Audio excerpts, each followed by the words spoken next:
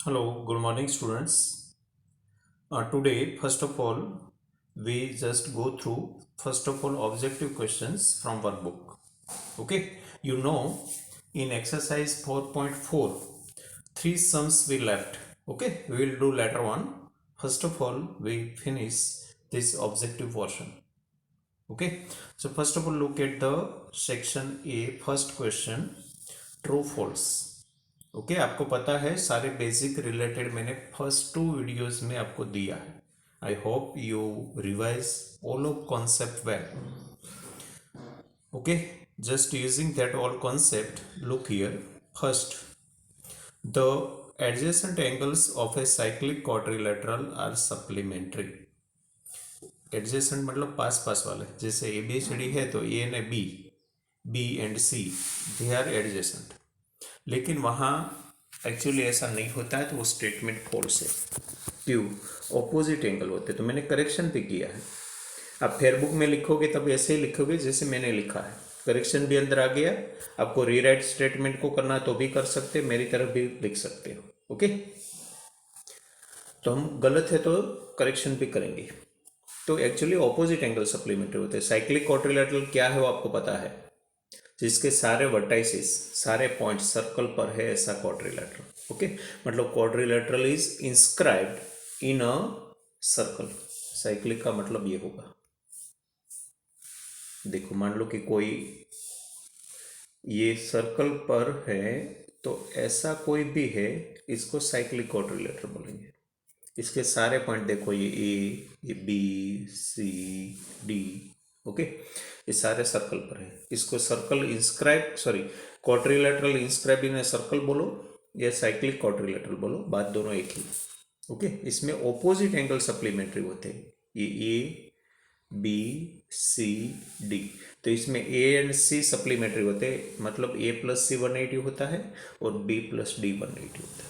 लेकिन पास पास वाले के बीच में कोई रिलेशन नहीं है. A B B C C D D, ऐसे पास पास वाले एंगल के बीच में कोई रिलेशन नहीं. Second, unique circle passes through the non collinear points, वो सही है, अंदर आ गया था. समरी में मैंने समझाया था कि 3 पॉइंट होता है नॉन कोलिनियर. नॉन कोलिनियर मतलब एक लाइन पर नहीं है ऐसा, तो एक ही सर्कल इसमें से पास होगा. ओके, तो यूनिक का मतलब one and only one. Okay, so it is true. Number 3, all the points of A code of a circle lie on the circle, वो गलत है, फॉल्स. क्यों? क्योंकि ओनली एंड पॉइंट्स सर्कल पर होते हैं, बाकी तो इंटीरियर में होते हैं. बाकी सारे पॉइंट कहाँ होते हैं? इंटीरियर में. ओके, सो फॉल्स. तो करेक्शन भी किया है. अगर ऑल द पॉइंट की जगह एंड पॉइंट्स कर दो तो सही. All the point of an arc of a circle lie on the circle, वो सही है. ओके, आर्क के सारे पॉइंट सर्कल पर होते हैं, क्योंकि आपको पता है आर्क क्या है और कोड क्या है. पहले तो ये थर्ड नंबर में कोड आया था. कोड का मतलब ये, इसका एंड पॉइंट ही सर्कल पर होता है. लेकिन आर्क का मतलब क्या? तो आर्क मतलब ये सारा आर्क है. ओके, तो all points of arc are on the circle. So number 4 is true. Number 5, point A lies in the plane of a circle with center P and radius 6. तो 6 सेंटीमीटर वाला एक circle है. ये कहीं पर है, कहाँ है वो हमें पता नहीं है अभी, लेकिन पी ए इक्वल टू 8 है और रेडियस 6 है. मतलब रेडियस से ज़्यादा डिस्टेंस पर कोई पॉइंट ए है. ऑब्वियसली वो बाहर होगा, अंदर नहीं होगा. ये लोगों ने लिखा है इंटीरियर, सो फॉल्स. एक्चुअली होना चाहिए एक्सटीरियर, क्योंकि रेडियस से ज़्यादा डिस्टेंस पर कोई पॉइंट है तो आउट ऑफ सर्कल है, not in. Okay, so it is false. Correction करना है तो एक्सटीरियर लिखना पड़ेगा. 6 हम रिमूव कर रहे. 7 देखो, opposite angle of a quadrilateral inscribe in a circle, मतलब cyclic quadrilateral. Quadrilateral inscribe in a circle का मतलब साइक्लिक क्वाड्रिलेटरल. तो इसका ऑपोजिट एंगल कॉम्प्लीमेंट्री होते हैं, ऐसे बोल रहे हैं. फॉल्स, सप्लीमेंट्री होते हैं. टोटल कितना होता है सामने वाले एंगल का? 180. ओके, सो फॉल्स. करेक्शन सप्लीमेंट्री होगा. Number 8, in a circle with radius 5 the length of longest cord means diameter, तो वो 10 है, सही है. क्योंकि रेडियस 5 है तो डायमीटर 10 ही, लेकिन इसमें डायमीटर क्लियरली नहीं दिया गया। लेंथ ऑफ लॉन्गेस्ट कॉर्ड मतलब डायमीटर। हाँ, among two unequal chords of a circle the smaller chord lies nearer to the centre of the circle. गलत है। स्मॉलर कॉर्ड होती है ना, वो दूरी पर होती है। Okay, so it will be far not near. Okay, मैं आपको आप देख के ही पता चलेगा आपको। जस्ट आप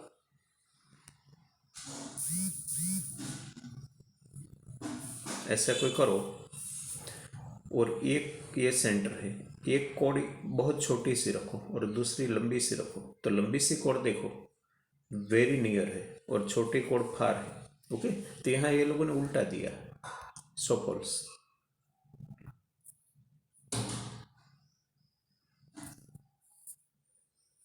ओके, तो नियरर है, इसकी जगह फार कर दो। If two chords 10 number, if two chords of a circle bisect each other, both of them are diameter। पहले तो bisect का मतलब क्या, एक दूसरे का टू इक्वल पार्ट कर देना। फर्स्ट कोड है वो दूसरे का और दूसरे पहले का दो इक्वल पार्ट करते हैं, मतलब दोनों जहां इंटरसेक्ट होते हैं ना, वो दोनों का मिड पॉइंट होते हैं। Intersection point is mid point of both, तो वो एक्चुअली डायमीटर ही हो सकता है। Okay, so 10 was true. Okay, तो सारा ट्रू फॉल्स आप देख लो, प्रॉपर्टी बेसिक प्रॉपर्टी के बेस पर है। ये जो एमसीक्यू इसमें मोस्ट ऑफ कैलकुलेशन बेस्ड है। ओके, तो हम देखते हैं अभी कैलकुलेशन बेस की। पहले में समझ लो फिगर भी ड्रॉ करनी पड़ेगी। इनर सर्कल और एमसीक्यू का आंसर आप ऐसे ही दोगे सॉल्यूशन के साथ, जहां है डायरेक्ट आंसर है वहां सीधा आंसर। आप क्या लगोगे, पूरा स्टेटमेंट लिखोगे और सही आंसर से इससे फिल करोगे। ABCD सारे ऑप्शन लिखने की जरूरत नहीं है, सही आंसर लिखो और इसका सॉल्यूशन लिखो जो मैंने दिया है आपको। Okay, inner circle with centre P है। द लेंथ ऑफ कोड AB है, इसका लेंथ है 12 and distance from centre P is 8। तो कोड का सेंटर से डिस्टेंस 8 है, तो रेडियस कितनी होगी। ओके, तो एक कोड है AB, इसका लेंथ 12 और इसका सेंटर से डिस्टेंस 8 है, तो रेडियस कितनी होगी। तो इसके लिए आपको ऐसे फिगर बनानी पड़ेगी। देखो, एवरी टाइम ऐसी फिगर बनेगी। AB कोड, P सेंटर ये लोगों ने दिया है और P से distance PM perpendicular, distance is always perpendicular. तो सेंटर से डिस्टेंस PM आप ड्रॉ करो तो वो 8 होगा और वो बाइसेक्ट भी करेगा, हमने आगे देखा था। परपेंडिकुलर ड्रॉ करो ना सेंटर पर से, तो कोड को बाइसेक्ट भी करता है। तो मैंने 6 लिखा है, एक्चुअली वो AB 12 ये लोगों ने दिया है। ओके, आपको क्या चाहिए यार, तो वहाँ ऐसा एक राइट एंगल ट्राइंगल बनेगा। तो ऐसी फिगर बार बार रिपीट होगी, देख लेना समझ के। ओके, तो बात क्या है, radius, distance and half of code, ये तीनों में से कोई दो होगा तो तीसरा आपको मिलेगा। ओके, तो यहाँ देखो, पहले तो मैंने ठीक से थोड़ा लिखा भी है, MCQ है फिर भी मैंने डिस्क्रिप्टिव है सब मान के पूरा लिखा, आपको भी लिखना है क्योंकि ऐसा ही क्वेश्चन बिल्कुल 2 मार्क्स में या 3 मार्क्स में भी आ सकता है। तो पहले तो हमने PM परपेंडिकुलर है, भी मतलब AM हमारा खुद का है तो हमने सपोज किया। ओके, ओ जैसा लग रहा है, सेंटर P है, तो PM परपेंडिकुलर AB, तो AM is half of AB। Why, क्योंकि वो परपेंडिकुलर है, वो बाइसेक्टर भी बनेगा यहाँ पर। ओके, एक थ्योरम में हमने देखा था। तो हाफ ऑफ 12 6 बन गया। अभी देखो इन ट्राइंगल PM में M इक्वल टू 90, हम पाइथागोरस अप्लाई करने से पहले ट्राइंगल और राइट एंगल का नेम ठीक से लिख देते क्लियरली, बाद में हम पाइथागोरस फार्मूला लिखते हैं। पाइथागोरस फार्मूला क्या है, hypotenuse square is equal to one side square plus second side square. Hypotenuse क्या है, राइट एंगल के सामने वाली साइड। राइट एंगल क्या है, 90 डिग्री वाला एंगल। ओके, ये सारी बात आपको पता है। तो मैंने फॉर्मूला रख दी, AP square is equal to AM square plus PM square, बस सारी वैल्यू रख दी। 6 स्क्वायर 8 स्क्वायर 36 64 मिला दिया 100, लेकिन वो 100 आंसर नहीं है क्योंकि वो R स्क्वायर है। हमें क्या चाहिए R, तो मैंने लिया स्क्वायर रूट। ओके, तो 10 आंसर आया, तो रेडियस इज 10। समझ गए, ऐसा नहीं है कि वो रेडियस ही मांगेगी। मान लो कि रेडियस दी गई तो डिस्टेंस भी मांगेगी PM। मान लो कि रेडियस दी गई, डिस्टेंस भी दिया गया, तो लेंथ ऑफ कोड भी मांग सकते हैं क्योंकि आपको पहले 6 मिलेगा तो 6 का डबल करो तो 12 मिलेगा। मतलब तीनों में से कोई दो होगा तो तीसरा आपको फाइंड कर सकते हो और कराओगे। ओके, तो ये आप समझ जाना। नेक्स्ट में भी ऐसा कुछ आने वाला है, देखते हैं। MCQ 2, in a circle with centre P and radius 13, देखो यहाँ रेडियस दी गई है, डिस्टेंस भी दिया गया, देखो डिस्टेंस ऑफ कोड AB from centre P is 5। Figure बिल्कुल ऐसे ही बनेगी लेकिन डिस्टेंस बदल गई और रेडियस बदल गई। तो मैंने नहीं बोला था रेडियस है डिस्टेंस है तो आपको कोड भी मिल सकती है। तो यहाँ पे बिल्कुल मैं फिर से ऐसी फिगर बनवाऊंगा लेकिन मेजरमेंट डिफरेंट है। देखो रेडियस गिवन, सेंटर गिवन, लेकिन यहाँ मैंने सीधा पाइथागोरियन ट्रिपलेट से 12 लिख दिया क्योंकि वो MCQ है। MCQ में आप बार बार पाइथागोरस फॉर्मूला से फाइंड करो तो मिलेगा, लेकिन अगर टाइम आपको नहीं वेस्ट करना है तो ये 5 पाइथागोरियन ट्रिपलेट आप याद रख लो। देखो कोई राइट एंगल ट्राइंगल है तो इसकी formula 1 side square plus second side square is equal to hypotenuse square. इसके हिसाब से देखो मैंने 5 ट्रिपलेट आपको दिया। पहले 3 4 5 मतलब 3 और 4 साइड है तो हाइपोटेन्यूज 5 बनेगा। ऐसे 5 12 13 8 15 17 7 24 25 9 40 41 और ब्रैकेट में मैंने नीचे लिखा है ना वो इसका डबल किया। आप 3 टाइम्स भी कर सकते हो तो भी वो ट्रिपलेट ही रहेगा। तो कहीं पर 6 से 10 आए तो वो नया ट्रिपलेट नहीं है। ऐसे 5 12 13 का 10 24 26, ओके। तो ये आप 5 ट्रिपलेट याद रख लो। ऑब्जेक्टिव क्वेश्चन में 9th में और 10th में भी यूजफुल है। और ऐसा नहीं कि ये पाइथागोरस वाली बात और ट्रिपलेट का यूज कोई एक पर्टिकुलर लेसन में आएगा, वो बहुत सारे लेसन में इसका यूज हो सकता है। ओके, तो ऐसे 5 ट्रिपलेट भी याद रख लो। ओके, दूसरी बात कि हम ऑब्जेक्टिव में ही इसका यूज करेंगे, डिस्क्रिप्टिव में तो ऐसे भी हमें कैलकुलेशन बताना पड़ता है। तो यहाँ मैंने देखो डायरेक्टली यूज कर दिया AM = 12, लेकिन AM कहाँ से आया मैंने नहीं बताया क्योंकि मुझे ट्रिपलेट याद था कि अगर 5 12 13 के हिसाब से वहाँ पर AM 12 ही होगा, लेकिन 12 हमारा आंसर नहीं है। वो लोग को कोड चाहिए तो code is double of AM, तो AB = 2AM मतलब 2 × 12 तो मिल गया 24। समझ गए। तो ऐसे आपको ट्रिपलेट के हेल्प से सीधी फिगर बनाओ, ठीक से क्वेश्चन समझो तो आपको डायरेक्ट आंसर मिलेगा। पाइथागोरस कैलकुलेशन की जरूरत नहीं पड़ेगी ऑब्जेक्टिव में। थोड़ा ये नंबर 3 समझ लो।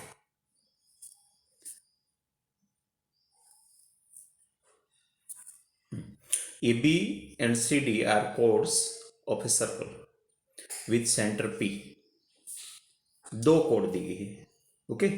AB and CD, अभी तक हमें एक ही मिलती थी AB। PM and PN are perpendicular segments drawn from P to AB and CD respectively। तो आपको वहां पर 2 परपेंडिकुलर डिस्टेंस भी दिया गया है, PM एंड PN, ओके। और AB = 12, PM = 8, PN 6, then CD = 4। वो क्वेश्चन थोड़ा लंबा बनेगा। क्यों? क्योंकि आप थोड़ा फिगर और क्वेश्चन ही पहले समझो। 2 कोड एक साथ है, दोनों का डिस्टेंस होगा, ओके। तो 2 राइट एंगल ट्राइंगल बनेगा। तो यहाँ तो ऑब्वियसली आपको पाइथागोरियन ट्रिपलेट का ही यूज़ करना पड़ेगा, वरना तो कैलकुलेशन लंबा बनेगा। तो यहाँ से ओनली इतना समझ लो, 2 कोड, एक का लेंथ 12, दूसरे का मांगा गया है। AB का डिस्टेंस PM 8 और CD का डिस्टेंस PN है वो 6 है। ये लोगों ने क्लियर किया है कौन सा डिस्टेंस किसका है। देखो second statement, PM and PN are perpendicular segments drawn from P to AB and CD, मतलब वो इसका डिस्टेंस है, ओके। तो इसकी फिगर देख लो। देखो 2 कोड मैंने सामने बनाई है, मोस्टली हम सामने बनाते हैं, एक प्लेन में एक साइड नहीं। इसने AB का लेंथ 12 दिया है, मैंने हाफ करके 6 ली। पहले तो फिर राइट एंगल ट्राइंगल बना दिया, PM परपेंडिकुलर ड्रॉ करके, PN परपेंडिकुलर ड्रॉ करके रेडियस बना दी। तो मुझे ये जो ट्राइंगल PMA है ना, इसमें R सीधा 10 मिल गया। कहाँ से? ट्रिपलेट पर से। 3 4 5 होता है ना, इसका डबल 6 8 10, ओके। ट्रिपलेट में देखो आप, यहाँ देखो सेकंड नंबर है ना, सॉरी फर्स्ट नंबर 3 4 5, इसमें ब्रैकेट में मैंने 6 8 10 लिखा। तो अगर साइड 6 and 8 है तो हाइपोटेन्यूस किसका कितना होगा? 10। तो मैंने सीधा हाइपोटेन्यूस मतलब रेडियस 10 लिख दिया। इसका यूज आप वहाँ करो, कहाँ पर? दूसरे ट्राइंगल में। तो वहाँ आर तो 10 होगा ही, क्योंकि आर तो इक्वल ही होगा ना, तो पी ए 10 है तो पी सी भी 10 होगा। तो वहाँ भी एक साइड 10 है, हाइपोटेन्यूज 10 है, एक साइड 6 है, तो दूसरी साइड क्या मिलेगी 8। तो सी एन मुझे 8 मिलेगा। ओके, इसमें एक्चुअली आपको लगता है एक ही साइड दिखाई दे रही है अभी, लेकिन वो 6 है और आर 10 मिला है, ये आर 10। ओके, तो ये आपको 8 मिलेगा, कौन सा, सी एन। बस इसका डबल कर दो तो 16 आंसर। समझ गया।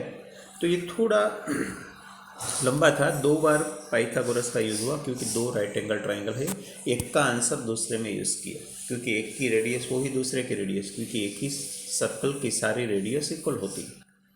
ओके, तो ये अब थोड़ा ठीक से समझना।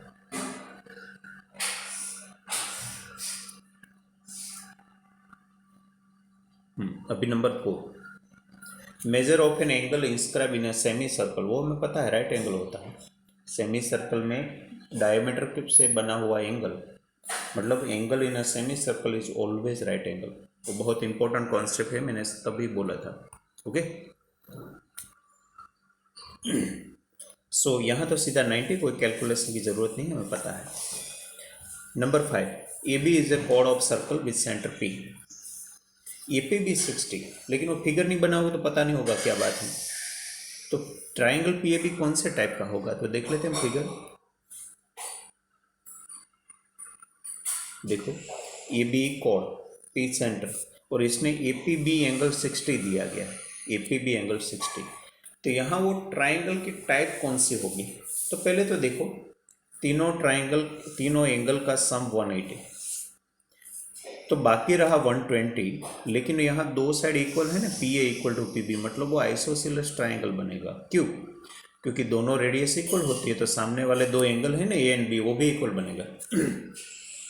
तो ए एंड बी हमें 60-60 मिलेगा। कैसे मिला देखो, in triangle P A B मैंने लिखा P A equal to P B, why radius, तो opposite angle A and B भी इक्वल होगा, वो मैंने सपोज कर दिया एक्स। तो भाई देखो, तीनों का सम 180, x प्लस 60 180, तो इसमें से मुझे x मिलेगा 60। तो मतलब तीनों एंगल 60 बन गए। इसका मतलब तीनों साइड इक्वल है, इसका मतलब वो इक्विलेटरल ट्राइंगल है। तो समझ गए, जब भी कोई भी कोड सेंटर पर 60 एंगल बनाती है ना, तो समझ लेना कि वो इक्विलेटरल ट्राइंगल है। Again, if any chord subtending 60 degree at center, at that time you understand that the triangle form is equilateral triangle. Okay, क्यों, वो आपके रीजन आपके सामने है, क्योंकि बाकी के भी इक्वल हो गए और 60-60 ही हो।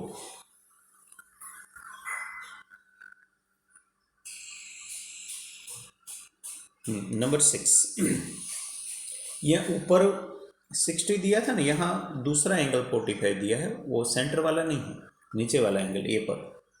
तो कौन सी टाइप होगी, वो भी आसानी से आप देख सकते हो। देखो, एक 45, ये 45, तो दूसरा वाला बी भी 45 होगा। देखो इसकी फिगर, ए पर 45 है तो बी पर भी 45 होगा, क्योंकि दोनों एंगल इक्वल है। वो एवरी टाइम आइसोसेलेस ही बनने वाला है, क्योंकि 2 रेडियस तो आएगी ही ऐसे, तो ऐसा फिगर आइसोसेलेस ही बनेगा।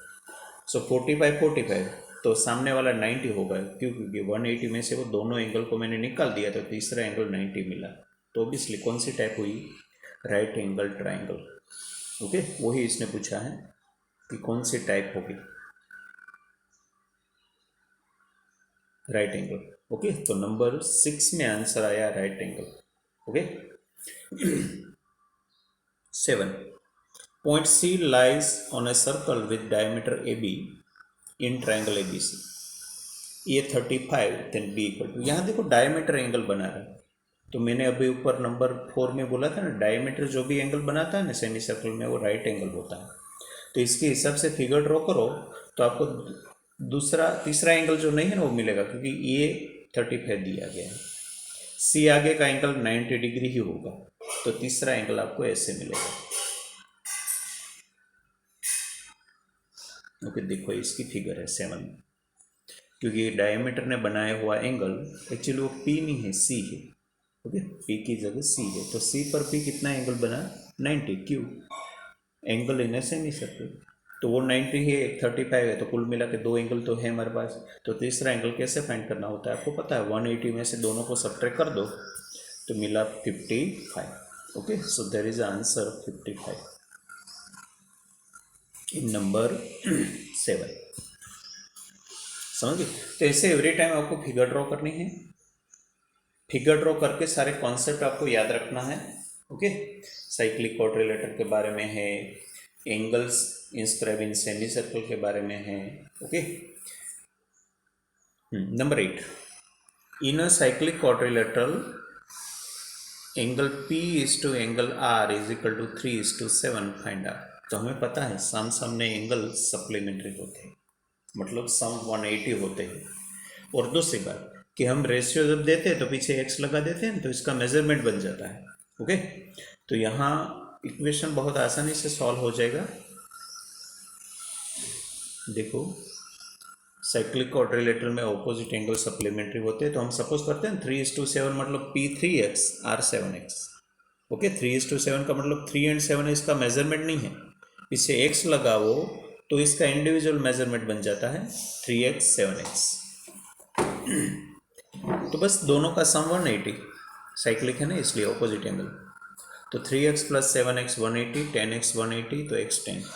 अभी वो दोनों में रख दो, या तो इसने r पूछा है तो r 7x, तो x की जगह 10 रख दो तो मिल गया 70। ओके, तो मतलब साइक्लिक क्वाड्रिलेटरल वाले सम भी ऐसे आ सकते हैं, सम सामने का कुछ रिलेशन है तो आप दोनों या तो जो मांगा गया वो फाइंड कर सकते हो। 9 कैंसिल किया है। ओके, सम जो इसका लेवल ज़्यादा है या तो अभी आपके सिलेबस के थोड़ा बाहर हो रहा है, ऐसे को मैंने रिमूव किया है। 10 बहुत सिंपल है, in a circle with centre P the distance of कोड AB and CD from centre P are PM and PM। If AB greater than CD, तो ये मैंने नहीं बोला था कि छोटी जो रेडियस होती है ना वो नियरर होती है, मतलब जिसका कोड का लेंथ ज़्यादा तो डिस्टेंस कम, लेंथ कम तो डिस्टेंस ज़्यादा। तो यहाँ देखो AB का डिस्टेंस PM है, CD का डिस्टेंस PN है, और आपको पता है AB ग्रेटर देन है, मतलब AB लॉन्गर कोड है तो इसका डिस्टेंस शॉर्टर होगा। तो देखो बी ऑप्शन आएगा, PM शॉर्टर और less than PN। Why? Again I repeating, longer कोड is nearer to centre. Okay, इसलिए rhombus inscribe in a circle is a square, वो आपको याद रखना है। आप कोई भी पैरेललोग्राम सर्कल के अंदर ड्रॉ करने की ट्राई करो, मतलब साइक्लिक पैरेललोग्राम ड्रॉ करने की ट्राई करो तो वो रेक्टेंगल बनेगा, और रोम्बस ट्राई करने की ट्राई करो, रोम्बस ड्रॉ करने की ट्राई करो तो स्क्वायर बनेगा। एक्चुअली इसके पीछे रीज़न ये है कि पैरेललोग्राम में सामने वाले एंगल इक्वल होता है, ऐसी प्रॉपर्टी है, और साइक्लिक में सामने एंगल का सम्स मतलब सामने एंगल सप्लीमेंट्री हो, ऐसा प्रॉपर्टी। तो सप्लीमेंट्री भी है, इक्वल भी है, इसका मतलब क्या है, दोनों राइट एंगल है। तो सामने वाले दोनों एंगल राइट एंगल बन गए, मतलब सारे एंगल राइट एंगल बन गए, तो रोम्बस क्या बन गया, स्क्वायर। समझ गए आप? तो rhombus become square, parallelogram becomes rectangle when ever you inscribe that one in a circle, मतलब आप साइक्लिक ड्रॉ करो तब। ओके, तो कॉन्सेप्ट आप याद रखना, अगर रोम्बस की जगह ओनली पैरेललोग्राम होता तो आंसर रेक्टेंगल आता है। यहाँ सारी साइड इक्वल तो है, सारे एंगल भी इक्वल बनने वाले हैं, तो स्क्वायर बन गया। ओके, तो ये कॉन्सेप्ट और स्टेटमेंट याद रखना, इसमें कोई कैलकुलेशन जैसी बात नहीं है। 12 भी ओरली हो जाएगा। देखो ABCD है, इसमें A एंड B दिया गया है, C एंड D पूछा है, लेकिन C is opposite of A, angle C is opposite of angle A, तो 110 होगा सप्लीमेंट्री, और 110 का सप्लीमेंट्री 70 होगा। ओके, तो ऑप्शन बी आएगा। तो साइक्लिक के बेस पर बहुत सारे क्वेश्चन है, आप देख सकते हैं। ये 13 वाला भी देखो इसके बेस पर है, इनर साइक्लिक क्वाड्रिलेटरल A:B:C:D कौन सा हो सकता है। तो आपको पता है कि सामने वाले एंगल का सम तो इक्वल होगा, जैसे A + C 180 होगा, B + D 180 होगा, तो आपको A एंड C का रेशियो का सम और B एंड D का रेशियो का सम इक्वल होना चाहिए, तो वो यहाँ ही होता है। देखो 3 + 6 9, 4 + 5 9, बाकी सब में नहीं होगा। समझ गए? मतलब मिला के ए प्लस सी और बी प्लस डी इक्वल होना चाहिए, तो वो ऑप्शन सी में हो रहा है। ओके, तो ये सारे नॉन कैलकुलेटिव है, आप देख के पता कर सकते हो, लेकिन प्रॉपर्टी याद रखना, अपोजिट एंगल सप्लीमेंट्री। नंबर 14, यहाँ circle centre P, point C is a point on major arc AB other than A and B। Major arc AB लेकिन other than A and B मतलब बाकी point. ACB plus APB equal to 120, find ACB। तो यहाँ एक आप समझ गए, एक सेंटर पर एंगल बना हुआ है और एक मेजर आर्क में बना हुआ है। मैंने आगे समझाया था रिवीजन स्टार्टिंग में कि ऐसे कोई भी कॉर्ड या तो कोई भी आर्क एक एंगल सेंटर पर बनाए और एक एंगल मेजर आर्क पर बनाए, तो सेंटर पर बना हुआ एंगल वहाँ मेजर आर्क पर बना हुआ एंगल से डबल होता है। वो कॉन्सेप्ट आपको याद है। ओके, तो इसके बेस पर हम ये सम करेंगे नंबर 14। यहाँ इसमें दोनों का सम दिया गया है।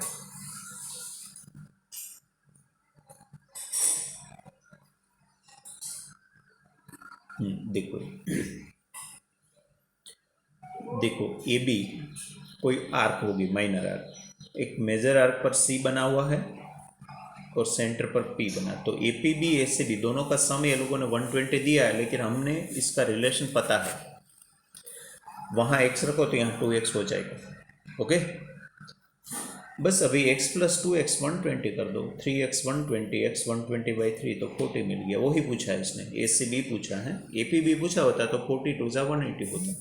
समझ गया? तो ऐसे वो लोग रिलेट करते हैं और प्रॉपर्टी हमें पता होती है, तो ऐसे हम सम सॉल्व कर सकते हैं, लेकिन क्वेश्चन समझना चाहिए, और समझना नहीं समझ में आता तो फिगर ड्रॉ करो, फिगर ड्रॉ करने के बाद समझ में आएगा।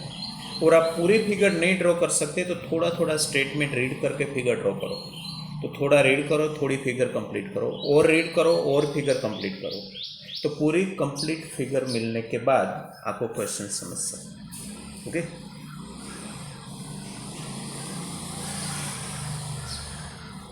अभी 15 फिर से देखो साइक्लिक, और एक्स एंड जेड ऑपोजिट बनेगा। देखो एक्स वाई जेड डब्ल्यू, तो अल्टरनेट लेटर होता है ना, वो ऑपोजिट बनता है, तो एक्स एंड जेड ऑपोजिट है, वाई एंड डब्ल्यू ऑपोजिट है, तो हमें पता है ऑपोजिट एंगल का सम कितना होता है 180, और इसने दिया है इसकी जगह सपोजिशन 2x - 30 4x + 30, वो जो भी दे हमें रख देना है, और z चाहिए हमें बस। तो यहाँ तो बिल्कुल सिंपल बनेगा, दोनों का सम 180, लेकिन इसकी जगह वो जो दिया है वो रख दो।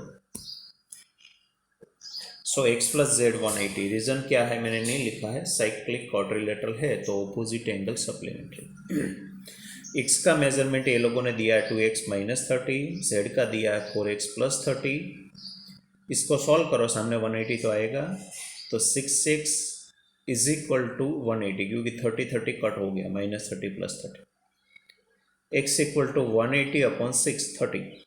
बस अभी जो एंगल चाहिए इसके अंदर x की वैल्यू रख दो। इसने z पूछा है तो 4x + 30 में x की जगह 30 रख दो, तो 120 + 30 मिल गया 150। ओके, तो इससे आपको आंसर मिला 150। तो ये सारे जो क्वेश्चन थे MCQ, इसमें मोस्ट ऑफ डिस्क्रिप्टिव थे, तो आपको जहाँ डिस्क्रिप्शन है मैंने सॉल्यूशन दिया हुआ, सॉल्यूशन के साथ लिखोगे, बाकी डायरेक्ट स्टेटमेंट में सही आंसर फिलअप करके लिख दोगे। ओके, अभी क्वेश्चन नंबर 3 में ब्लैंक्स है और वो थियोरेटिकल है, इसमें कोई कैलकुलेटिव नहीं है। Circle divides the plane in which it lies into 3 parts, interior, exterior और सर्कल खुद। मान लो कोई आपकी बुक में एक सर्कल ड्रॉ करो, तो पूरे पेज को 3 पार्ट्स में डिवाइड कर देता है, सर्कल का इंटीरियर, सर्कल का एक्सटीरियर और सर्कल इट्सेल्फ। ओके, तो 3 पार्ट्स होता है, 2 नहीं। मैंने एक बार करेक्शन करवाया था, वो सॉल्यूशन था ना एक PDF में, वहाँ 2 था, तो मैंने बोला था वो PDF वाले की मिस्टेक है, 3 होना चाहिए। तो centre of a circle is at equal distance from any point on the circle, वो तो आपको पता है ना। सेंटर मतलब क्या, सर्कल के कोई भी पॉइंट से equidistant point. Centre of a circle lies in the interior of circle, वो भी आपको पता है, सर्कल का सेंटर कहाँ होता है, अंदर, interior. Any 3 points on a circle can never be collinear. Circle के कोई 3 पॉइंट लो तो कोलिनियर एक लाइन में होगा नहीं। ओके, तो कहीं कोलिनियर हो सकता नहीं। 5, the line segment joining any 2 points on a circle is called code. कोई भी 2 पॉइंट को ज्वाइन करो सर्कल पे तो क्या मिलेगा? कोड। तो कोड की डेफिनेशन बन गई, देखो, this is the definition of code. आपको मैं बोलूँ कि डिफाइन कोड, तो पूरा स्टेटमेंट लिख दो। ओके, डेफिनेशन भी आ सकता है एग्जाम में 1 मार्क में। Number 6, piece of a circle between 2 points on a circle is called what? कोई भी सर्कल का पीस, मैंने नहीं बोला था टूटी हुई बैंगल है तो वो आर्क है। तो piece of a circle between 2 points on a circle is called an arc. ये भी आर्क की डेफिनेशन बन गई।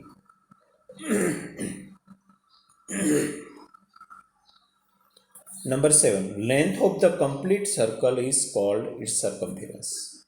पूरा सर्कल मिला दो तो क्या बनेगा? Perimeter, circumference. ओके, तो ये भी सर्कमफेरेंस की डेफिनेशन, आर्क की डेफिनेशन, कोड की डेफिनेशन, अभी डायमीटर की डेफिनेशन आ रही है, देखो बाद में रेडियस की डेफिनेशन आ रही है।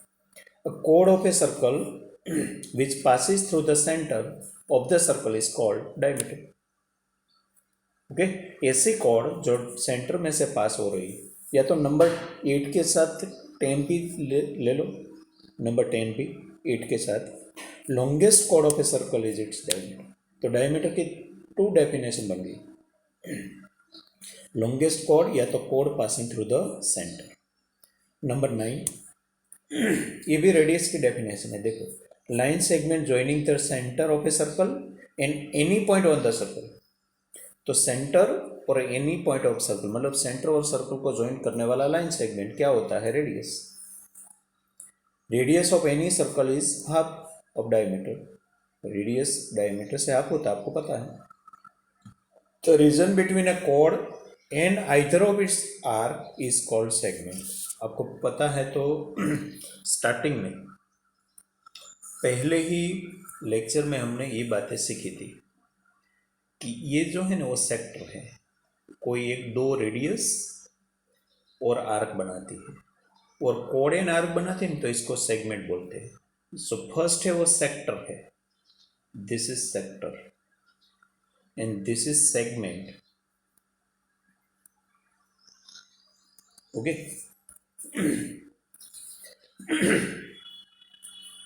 तो सेक्टर कैसे बना? 2 radius, 2 radii and R. Segment कैसे बना? Code N R.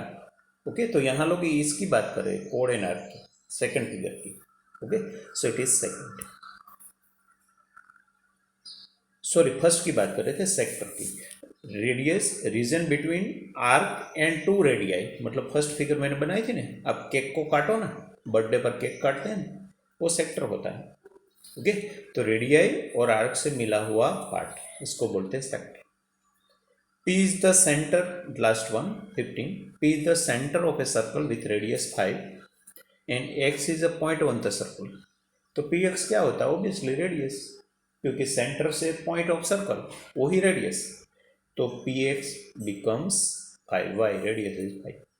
ओके, तो मोस्ट ऑफ बहुत सिंपल भी है, कोई कोई में कैलकुलेशन की ज़रूरत है।